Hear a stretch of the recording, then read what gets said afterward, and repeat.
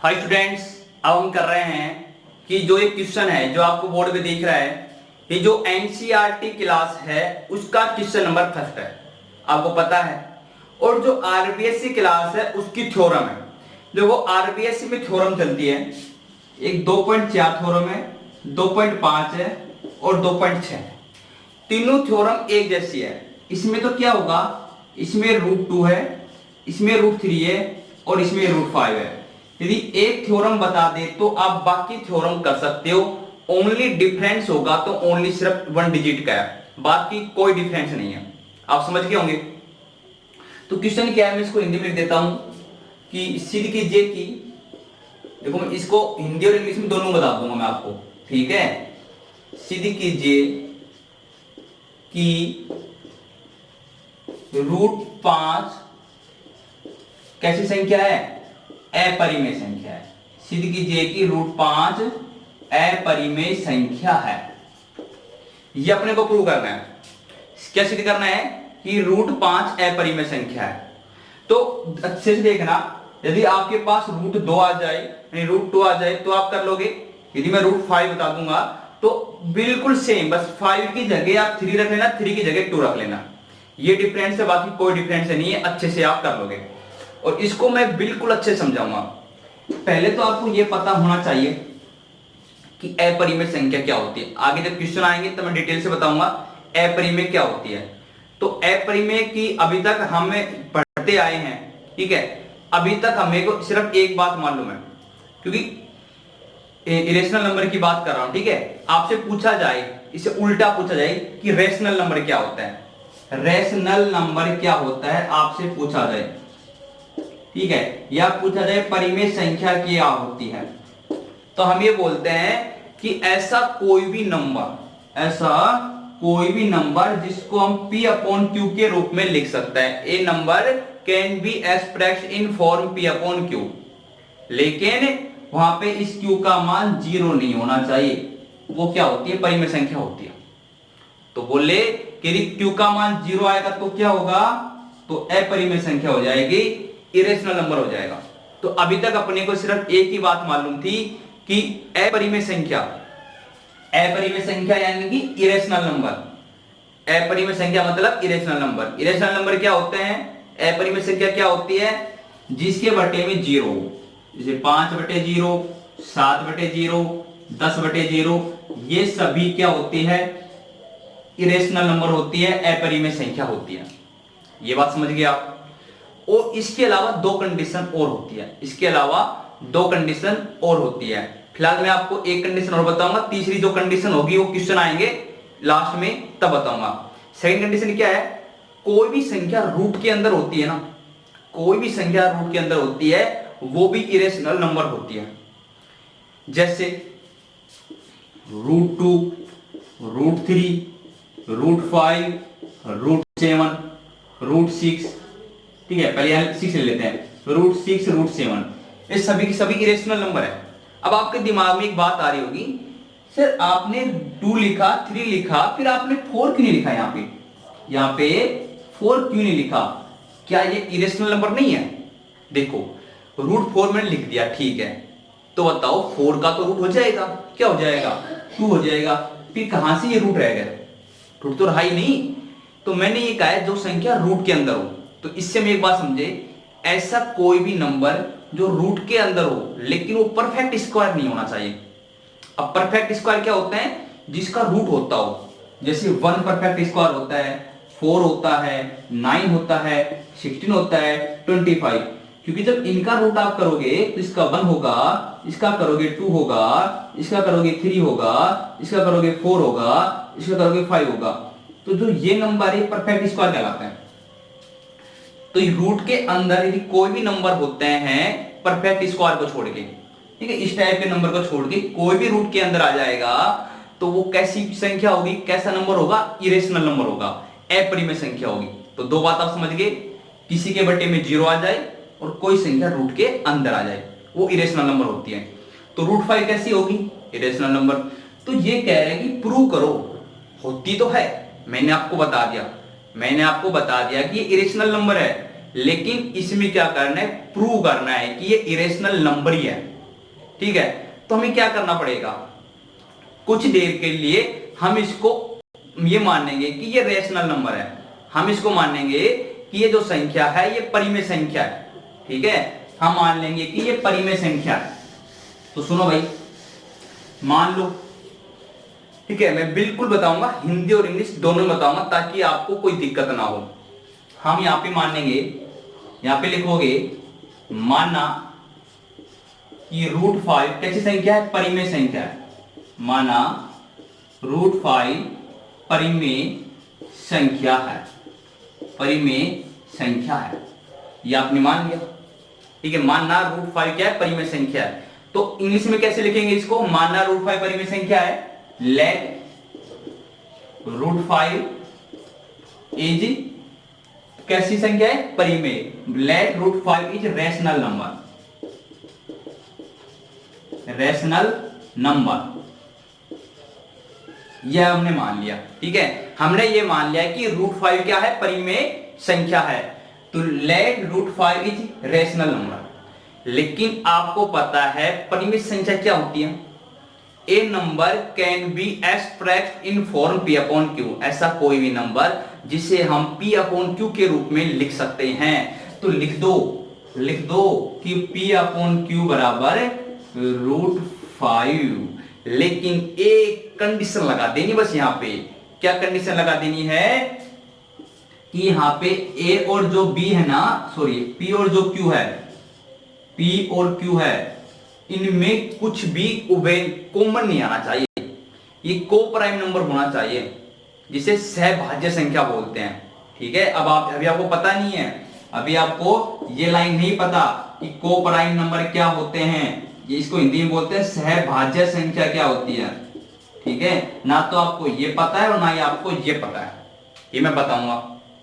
तो अपना काम ये है, अपना काम ये है कि कोई भी चीज नहीं आती है तो उसके बारे में अच्छे से बताना। ठीक है, तभी तो आपके समझ में आएगा कि क्या हो रहा है और क्यों हो रहा है, और क्वेश्चन बताने के बाद उसको दोहराना ताकि आपके दिमाग में अच्छे से बैठ जाए। तो सुनो, P एंड Q यहां पे क्या है, को प्राइम नंबर, को प्राइम नंबर है। P एंड Q यहां पे क्या है, को प्राइम नंबर है। यानी कि क्या कह सकते हैं कि हिंदी वाले लिख लेंगे कि P एंड Q यहां पे क्या है, सहभाज्य संख्या है, सहभाज्य संख्या है। ये बात समझ गए आप। ठीक है, कैसी संख्या है, सहभाज्य संख्या है। अब मैं आपको अच्छे से बताता हूं क्या होती है सहभाज्य संख्या, क्या होता है को प्राइम नंबर। सुनो, ऐसे कोई भी दो नंबर, जैसे कि अपने पास कोई नंबर है, ठीक है, को प्राइम नंबर क्या होते हैं, जैसे कि एक नंबर मैंने लिखा 4 और एक मैंने लिखा यहां पे 8, तो 10 लिख दिया, 4 लिखा और 10 लिखा। देखो इसमें दो नंबर होने जरूरी हैं। अब मैं इसके लिए बता रहा हूं कि ये सहभाज्य संख्या है कि नहीं है। देखो इन दोनों में कुछ कॉमन आ रहा है क्या, कुछ ऐसा कॉमन है जिसका भाग इसमें भी चला जाए और इसमें भी चला जाए, बिल्कुल है। क्या है, 2, इसमें भी 2 का भाग जाएगा और इसमें भी 2 का भाग जाएगा। एक ऐसा नंबर आ रहा है जो दोनों में कॉमन है। यदि ऐसा नंबर आ रहा है तो ये को प्राइम नंबर नहीं है, ये को प्राइम नंबर नहीं है। अब मैंने लिखा यहां पे 18 लिख दिया, ठीक है, और मैंने लिख दिया 27। इसमें कुछ ऐसा है जो कॉमन आ रहा है, कहोगे सर 9 कॉमन आ रहा है, ये भी 9 से डिवाइड हो रहा है, ये भी 9 से डिवाइड हो रहा है, तो ये भी को प्राइम नंबर नहीं है। लेकिन अब मैं यहां पे लिख रहा हूं 10 और 11, 10 और 11। अब बताओ कुछ कॉमन आ रहा है क्या, यहां पे कुछ भी कॉमन नहीं आ रहा, यहां पे कुछ भी कॉमन नहीं आ रहा। यानी कि ऐसी कोई संख्या नहीं है जिसका भाग इसमें भी चला जाए और इसमें भी चला जाए, कुछ भी कॉमन नहीं आ रहा है। इसलिए कैसे नंबर होंगे, इसलिए ये को प्राइम नंबर होंगे, यानी कि सहभाज्य संख्या होगी। यहां पे इसमें कुछ भी कॉमन नहीं आएगा, ये बात है। अब सुनो, अब मैं आपसे पूछता हूं कि 34 और 51 बताओ को प्राइम नंबर है कि नहीं है, है नहीं है, नहीं है। क्यों, क्योंकि ये भी 17 से भाग जा रहा है और इसमें भी 17 का भाग जा रहा है। दोनों संख्या में 17 का भाग जा रहा है, दोनों में 17 का भाग जा रहा है, इसलिए ये सहभाज्य संख्या नहीं है। लेकिन आप ये बताओ क्या ये संख्या सहभाज्य है? ये है। क्यों? क्योंकि इसमें किसी का भी भाग नहीं जा रहा, मतलब कि दोनों में कुछ भी कॉमन नहीं आ रहा। समझ गए ना? तो अब इससे आप एक बात समझे, जो P और जो Q होंगे वो ऐसी संख्या होगी जिसमें किसी का भी भाग नहीं जाएगा। ऐसा नहीं होगा कि मैं कह दूंगा कि भाई P में है ना 15, P में 7 का भाग जा रहा है और Q में भी 7 का भाग जा रहा है। ऐसा नहीं होगा, ऐसा नहीं होगा। P में 7 का भाग चला जाएगा तो Q में नहीं जाना चाहिए, तभी को प्राइम नंबर होगा। ये बात समझ गए? ये लाइन लिखनी बहुत जरूरी है, क्योंकि यही लाइन अपने लास्ट में क्या काम आएगी। क्यों? कैसे काम आएगी? क्योंकि यहां पर तो मानेंगे को प्राइम नंबर है, यहां पे तो मानेंगे कि सहभाज्य संख्या है। क्या मानेंगे? सहभाज्य संख्या है। लेकिन जब इसको सोल्व करते हुए आएंगे ना तो अपने को एक रिजल्ट मिलेगा, और वो रिजल्ट क्या होगा? उस रिजल्ट में ऐसा होगा, जो P है ना, देखो यहां पे √5, देखो मैंने बताया था अपने क्वेश्चन किस टाइप के आएंगे, √2 आ सकता है, √3 आ सकता है, √5 हो सकता है। ठीक है, आगे किताब में बता रहा हूं, आगे 1/√2 भी हो सकता है, 1/√3 भी हो सकता है और 1/√5 भी हो सकता है। इस टाइप के क्वेश्चन आ सकते हैं, क्योंकि देखो जरूर नहीं कि अपनी किताब में जो क्वेश्चन है वो एग्जामिनर वही दे, किताब से बाहर से भी दे सकता है, यदि आपको तरीका मालूम है। हाँ, पैटर्न बुक का ही होगा, बस संख्या चेंज कर देगा। तो जब ऐसे जो भी क्वेश्चन होंगे उनका तरीका सेम ही होगा। तो इसमें क्या होगा, मैंने क्यों बताया, मैंने ये जब इसको लास्ट में हम सोल्व करते आएंगे तो अपने पास एक निष्कर्ष निकलेगा। जैसे कि ये वाला क्वेश्चन करोगे आप, ये वाला बता रहा हूं, तो निष्कर्ष ये निकलेगा, जो P है ना ये भी 5 से डिवाइड होगा, और जो Q है ना ये भी 5 से डिवाइड होगा। ये वाला क्वेश्चन करेंगे तो ठीक है, ये वाला करेंगे तो P भी 2 से डिवाइड होगा, Q भी 2 से डिवाइड होगा। ये करोगे तो P भी 3 से डिवाइड होगा, Q भी 3 से डिवाइड होगा। ये निष्कर्ष निकलेगा लास्ट में। लेकिन ये वाला करेंगे तो P जो है वो भी 2 से डिवाइड होगा। देखो बट्टे में कोई दिक्कत नहीं है। ये वाला करेंगे तो P भी 2 से डिवाइड होगा, ये वाला करेंगे P और Q दोनों 3 से डिवाइड होंगे, इसमें भी दोनों होंगे, और ये वाला करेंगे तो P और Q दोनों 5 से डिवाइड होंगे। तो मैं क्या बता रहा मैं आपको कि हमें ये को प्राइम नंबर यहाँ पे मानने, यहाँ पे मान रहे हैं कि P और Q किसी से डिवाइड नहीं होगा।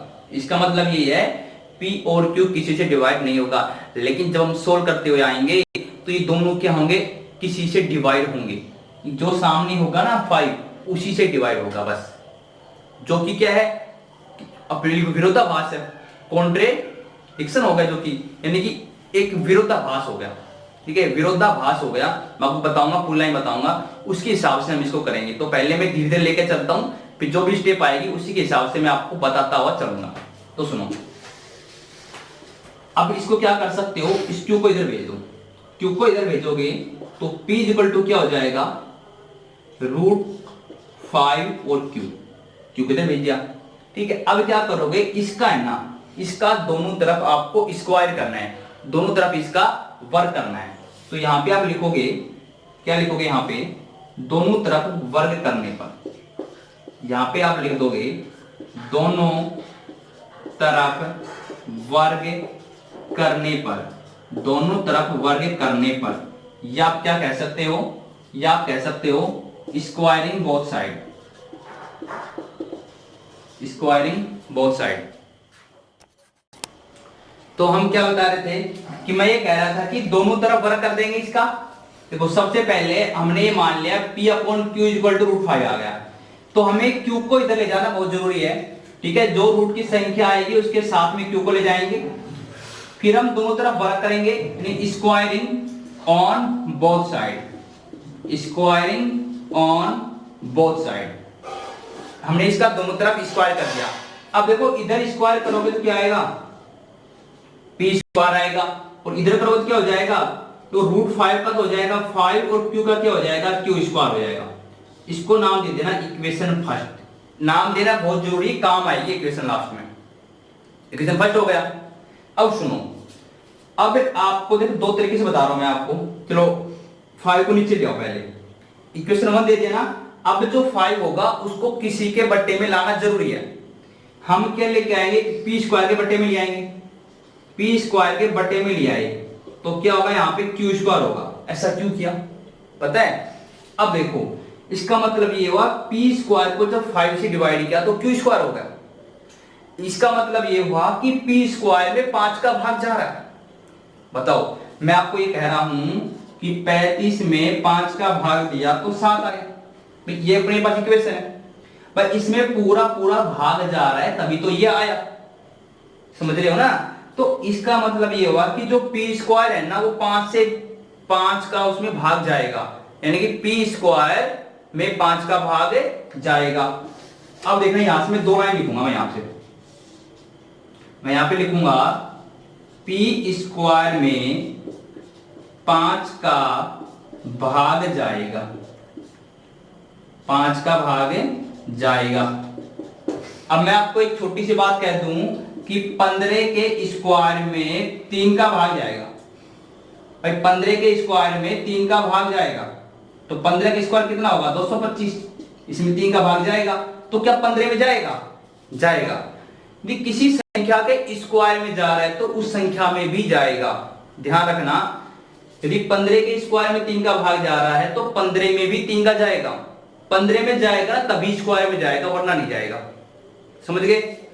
तो सुनो, तो यहां पे लिखेंगे पी स्क्वायर में 5 का भाग जाएगा, अतः पी में भी 5 का भाग जाएगा, अतः पी में भी 5 का भाग जाएगा, पी में भी 5 का भाग जाएगा।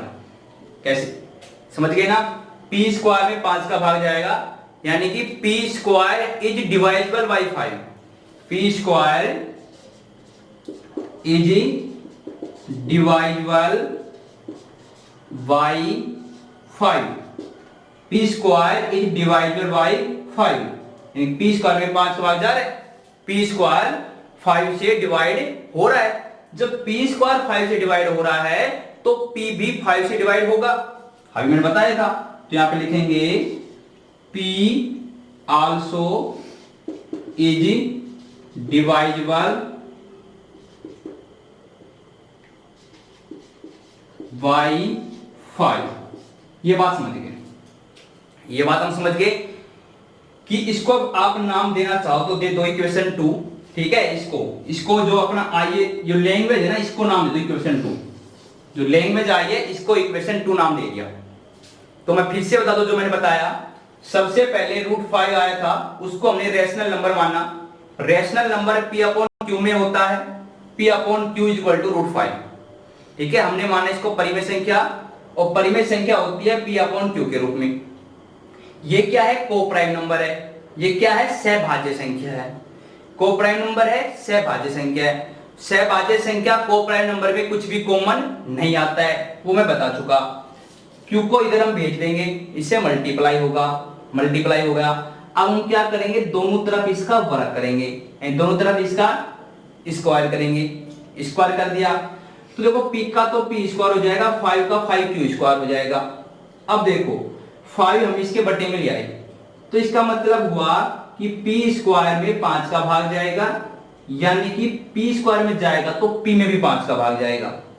तो हम ये कह सकते हैं कि P square is divisible by 5। P square है वो 5 से डिवाइजेबल हो रहा है, तब क्या होगा, P also is divisible by 5। P भी 5 से डिवाइड होगा, पी भी 5 से डिवाइजेबल होगा। तो ये बात समझ गए? ये आधा काम हो गया। इसके आगे आप इसको वीडियो यहाँ पे नोट कर लो, वीडियो को रोको और यहां तक एक बार नोट कर लो, क्योंकि उसके बाद अभी और होगा। नोट कर लिया? अब सुनो, अब मैं आपको एक बात बता रहा हूं। पी में जैसे कि हमने 5 से डिवाइड किया, ठीक है? तो डिवाइड तभी होता है जब रिमाइंडर क्या है, 0 आए। डिवाइड तभी होता है जब रिमाइंडर क्या आए, 0 आए। तो हमने माना कि यहां पे क्या आ रहा है, जो इसका भागफल है, भागफल क्या है, आर आ रहा है। रिमाइंडर यानी शेषफल क्या आ रहा है, इसका 0 आ रहा है। शेषफल क्या आ रहा है, 0 आ रहा है।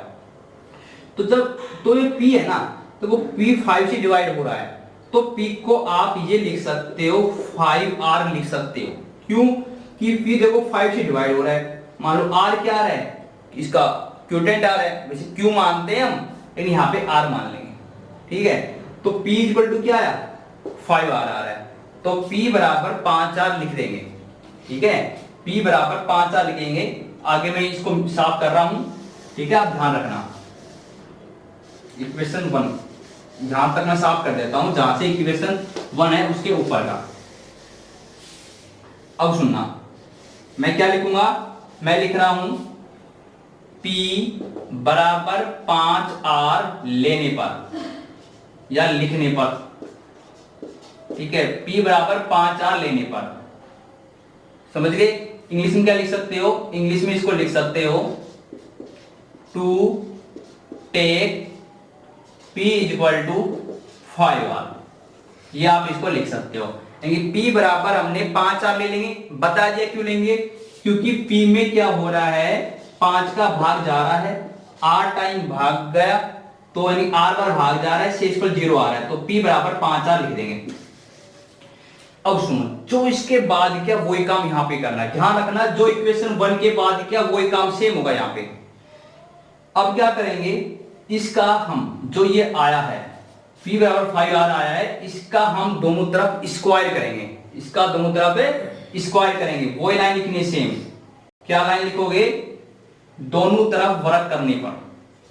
अब इसका दोनों तरफ वर्ग कर देंगे, दोनों तरफ वर्ग करने पर, यानी इसका दोनों तरफ स्क्वायर कर देंगे, क्या लिखेंगे,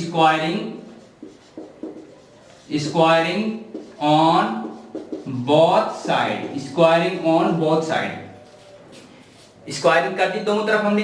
अब सुनो कैसे करोगे, P का तो क्या हो जाएगा, P स्क्वायर हो जाएगा, 5 का क्या हो जाएगा, 25 हो जाएगा, और R का क्या हो जाएगा, R स्क्वायर हो जाएगा। और इसको इक्वेशन नाम दे दो 3, इसको क्या नाम दे दो, इक्वेशन 3। यहां तक बात समझ गए। अब देखो इक्वेशन 1 और 3 को कंपेयर करो। इक्वेशन 1 है वो भी P स्क्वायर के इक्वल है, और इक्वेशन 3 भी P स्क्वायर के इक्वल है। जब ये दोनों P स्क्वायर होंगे तो हम ये दोनों इक्वल रख सकते हैं कि नहीं रख सकते हैं, रख सकते हैं ना, हम इसको रख सकते हैं इक्वल। तो कैसे, अब देखो यदि आपको समझ में नहीं आ रहा हो तो मैं आपको बता दूं थोड़ा सा। जैसे कि देखो A B के बराबर है, ठीक है, और A C के भी बराबर है, A B के बराबर है और A C के बराबर है। इसका मतलब ये होगा B और C भी आपस में क्या होंगे, समान होंगे, समझ गए। तो यहां पे लिखेंगे समीकरण 1 व 3 से, समीकरण 1 व 3 से। और इंग्लिश में कैसे लिखेंगे, समीकरण 1 व 3 से, यानी इसको कहते हैं from equation 1 and 3, from equation 1 and 3।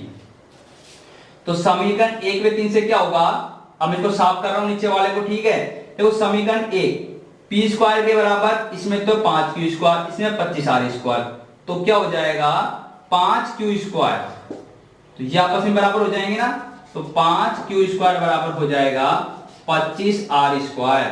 और मैं इसको साफ कर देता हूं, मैं इसको साफ कर देता हूं। अब सुनो क्या होगा,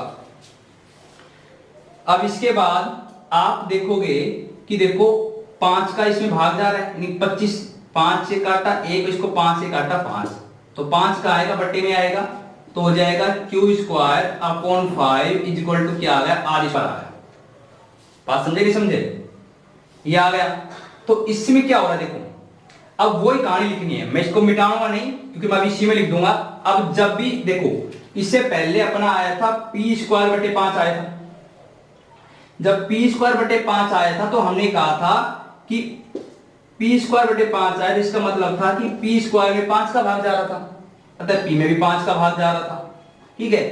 लेकिन अब यहां पे Q स्क्वायर आ गया, अब सेम लाइन इसी के लिए लिखनी है कि अब Q स्क्वायर में 5 का भाग जाएगा। यहां तक आपने उतार लिया था, यहां तक आपने उतार लिया था, फिर आपको यहां से उतारना था, ठीक है।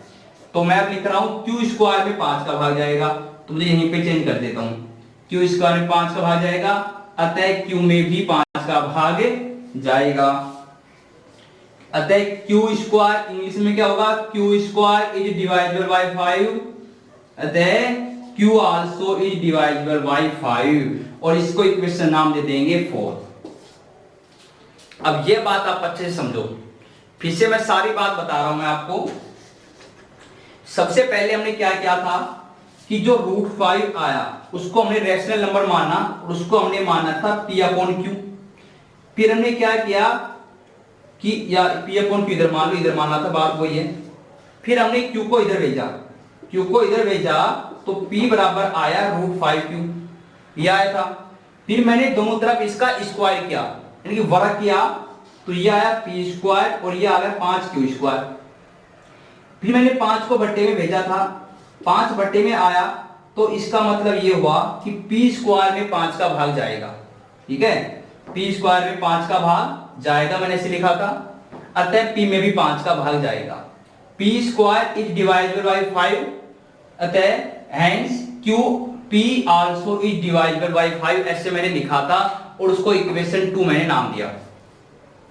फिर मैंने क्या किया, P में 5 का यानी 5 से डिवाइड हो रहा है तो P इक्वल टू 5R हम लिख सकते हैं, ये हमने लिखा।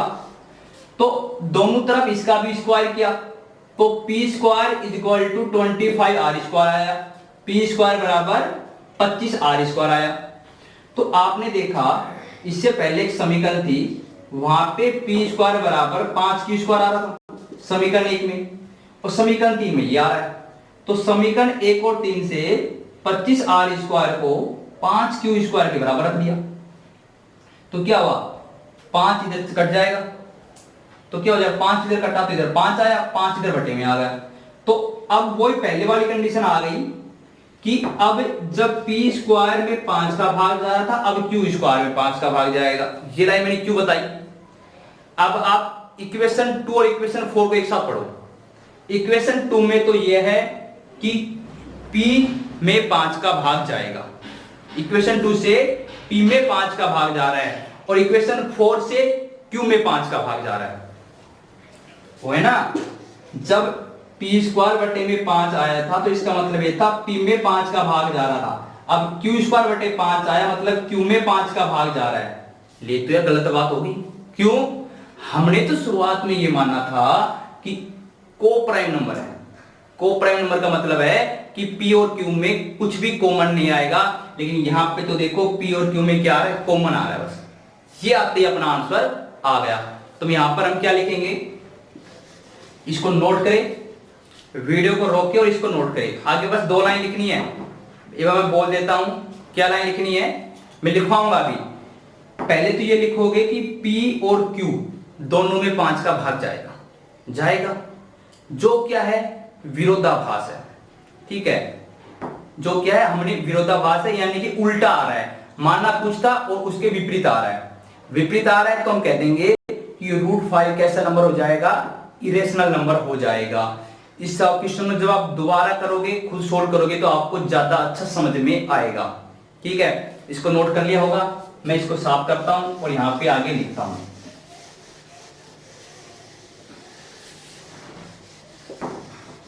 अब क्या हो जाएगा, देखो इक्वेशन 2 और 4 को अच्छे से देखो। इक्वेशन 2 में था कि Q में भी, इक्वेशन 2 में था कि P में भी 5 का भाग जाएगा, ऐसा कुछ था, P में भी 5 का भाग जाएगा, ठीक है, यानी कि P also is divisible by 5 ये था। इसमें Q में भी 5 का भाग जाएगा। मैं आपको ये समझाने की कोशिश कर रहा हूं कि इक्वेशन 2 और 4 से ये निष्कर्ष निकल रहा है कि दोनों में 5 का भाग जाएगा। तो आप यहां पे लिखोगे फ्रॉम इक्वेशन, फ्रॉम यानी कि समय पहले हिंदी में लिख देता हूं कि समीकरण 2 व 4 से, समीकरण 2 व 4 से, समीकरण 2 व 4 से P व Q दोनों में 5 का भाग जाएगा, दोनों में 5 का भाग जाएगा। इक्वेशन 2 और 4 से क्या निष्कर्ष निकल रहा है, इंग्लिश में से लिख देंगे फ्रॉम इक्वेशन 2 एंड 4, 2 एंड 4 से क्या होगा कि P and Q P and Q both, जो दोनों है ना ये के, बोथ आर डिवाइजेबल बाई 5। देखो मानना हमने शुरुआत में क्या था, हमने शुरुआत में ये माना था कि P upon Q is equal to √5 और P और Q यहां पे क्या था, को प्राइम नंबर थे जो कि सहभाज्य संख्या होती है। ये हमने शुरुआत में मानना था, ठीक है, ये हमने शुरुआत में मानना था। लेकिन यहां पे तो क्या आ रहा है कि दोनों में 5 का भाग जा रहा है, तो अपना आंसर आ गया, समझ लो। बस जो हमने मानना था ये उसके विपरीत आ रहा है, तो हम लिखेंगे जो, अब इसको साफ कर, अब ये कोई काम का नहीं है, ये आपने उतार लिया था, मैं अब यहां पे लिख रहा हूं जो मोस्ट लाइन उसी से आंसर आएगा। जो कैसा है, विरोधाभास लिख देंगे, यह है विरोधाभास है, यह विरोधाभास है, ठीक है। क्या होता है विरोधाभास, कॉन्ट्रेडिक्शन, ठीक है। कॉन्ट्रेडिक्शन क्या होता है, विरोधाभास होता है। मैं पूरा लिख पाऊंगा, यह क्या है, कॉन्ट्रेडिक्शन है, विरोधाभास है, जो हमारी कल्पना के विपरीत है, जो हमारी कल्पना के विपरीत है, जो हमारी कल्पना के विपरीत है, जो हमारी कल्पना के विपरीत है। अतः √5 कैसा नंबर होगा, अतः √5 कैसा नंबर होगा, अपरिमेय संख्या होगी। अतः √5 अपरिमेय संख्या होगी। बस इसी से आंसर आ गया अपना कि भाई जब P और Q दोनों में 5 का भाग जा रहा है, जो कि हमने ऐसा नहीं माना था, तो क्या ये विरोधाभास है जो हमारी कल्पना के विपरीत है, अतः √5 अपरिमेय संख्या होगी। इंग्लिश में अब इस लाइन में कैसे लिखेंगे कि इट इज, क्या है विरोधाभास, तो क्या बोलेंगे, contradiction, contradiction, it is contradiction which is क्या है, contrary to our imagine, which is contrary to our imagine. Imagine मतलब जो हमने मानी कल्पना, इमेजन जो हमने इमेजन की थी उसके क्या है, कॉन्ट्रेरी, यानी उसके विपरीत है। Which is contrary to our imagination, या इमेजिनेशन कह दो,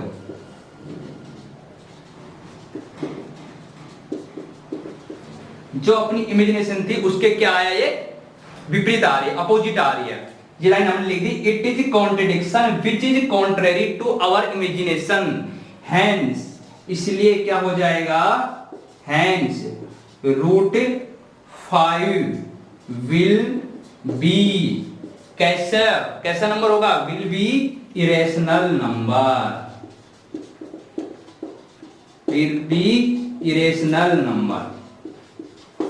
इस तरीके से हम इसको कर सकते हैं। तो उम्मीद है आपके समझ में आ गया होगा। तो देखो किस टाइप के क्वेश्चन आ सकते हैं।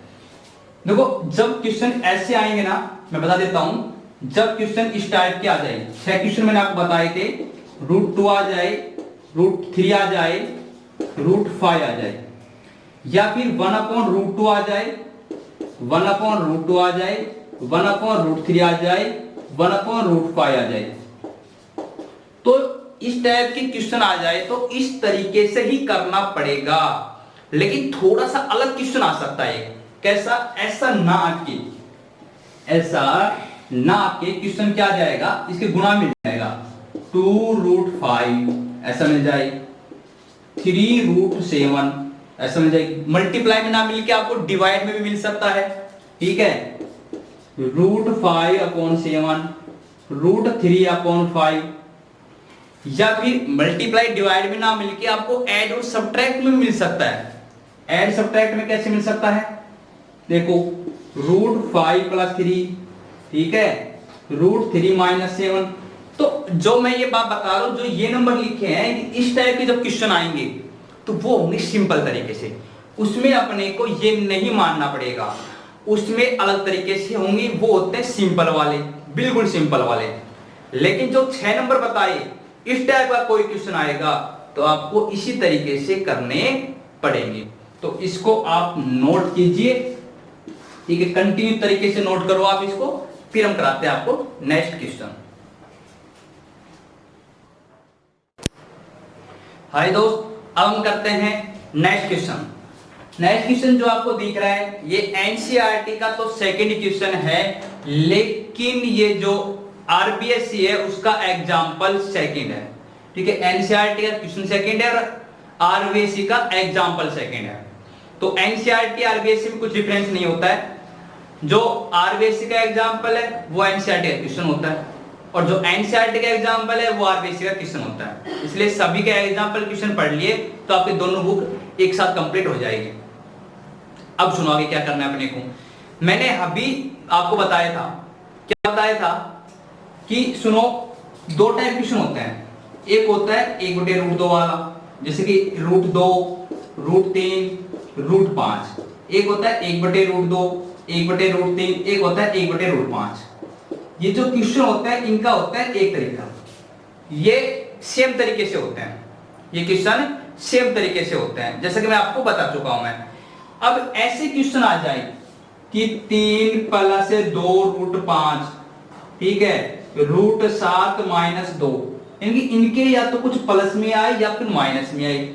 जैसे या तो इनमें गुणा में आ जाए 7√5, 3√2, या ये आ जाए, या भाग में आ जाए √7/3, √8 छोड़ो, 8 भी हो सकता है वैसे, √11/4। इस टाइप के क्वेश्चन आते हैं, वो सिंपल तरीके से होते हैं। तो ये जो वाला है इस टाइप का ही है।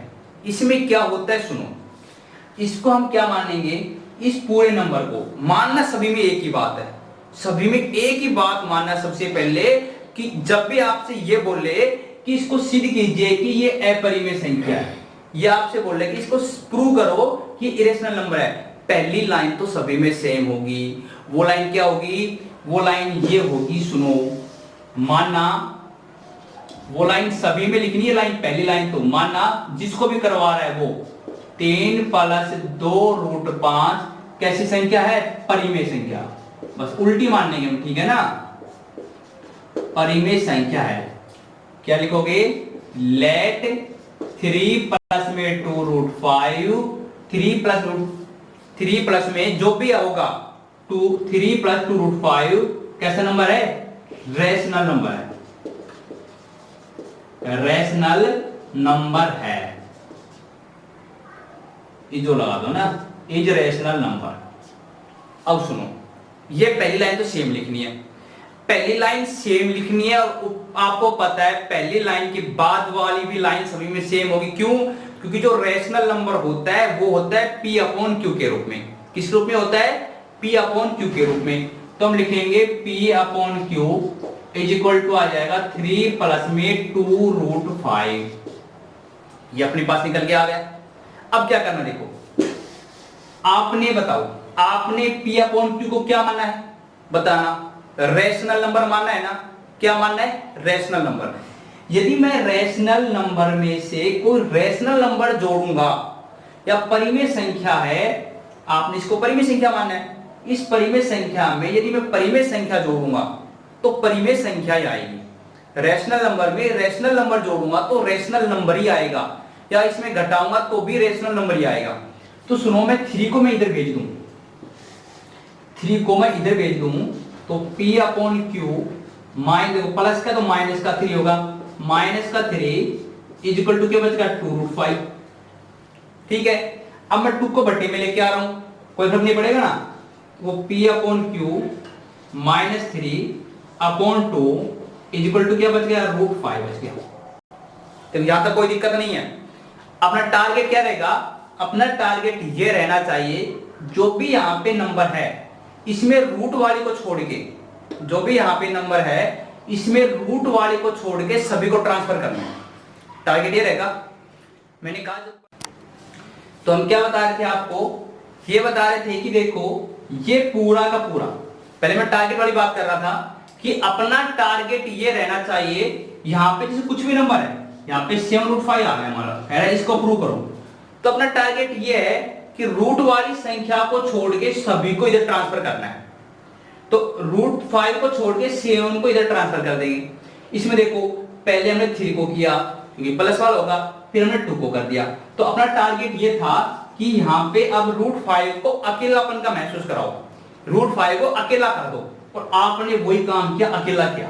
अब इससे क्या होगा, इससे अपना आंसर आएगा। आंसर कैसे आएगा, अब मुझे आप एक बात बताओ, P upon Q rational number था, -3 घटाया रेशनल नंबर है, 2 से डिवाइड करेंगे तो भी रेशनल नंबर आएगा। तो ये जो पूरा है ये पूरा क्या होगा, रेशनल नंबर होगा, यानी कि ये पूरा परिमेय संख्या होगी। P अपॉन Q परिमेय संख्या थी, 3 घटाया वो भी परिमेय संख्या है, 2 का भाग देंगे वो परिमेय संख्या आएगी, ये पूरी परिमेय संख्या है। लेकिन बराबर में देखो क्या है, बराबर में रूट 5, और आपको पता है रूट के अंदर कोई भी संख्या होती है वो कैसी होती है, अपरिमेय, वो होती है इरेशनल नंबर। अब बताओ ऐसा कभी हो सकता है कि बीच में बराबर का निशान है, लेकिन कह रहा है इधर तो है परिमेय संख्या, इधर है अपरिमेय, इधर है रेशनल नंबर, इधर है इरेशनल नंबर। ऐसा तो कभी होगा ही नहीं। जब बीच में बराबर का निशान है तो संख्या भी सेम होगी। रेशनल है तो इधर रेशनल तो इधर भी रेशनल ही होना चाहिए, इधर इरेशनल तो इधर भी इरेशनल ही होना चाहिए।